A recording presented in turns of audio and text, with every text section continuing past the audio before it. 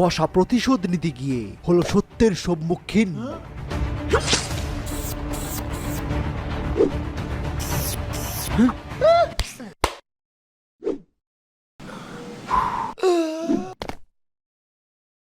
মা, ও এখনো কেন আসছে না? ভাবি, ভাইয়া মনে হয় আর বেঁচে নেই।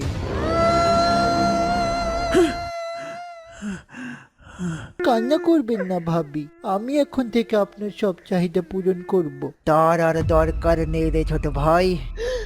মা, আমি পারিনি বাবার প্রতিশোধ নিতে মা। প্রতিশোধের কথা ভুলে যা বাবা আমার। না মা, আমি ভুলবো না। বউ, এবার আমি আমার আসল পাওয়ার ইউজ করব। চলো আমার সাথে বেডরুমে।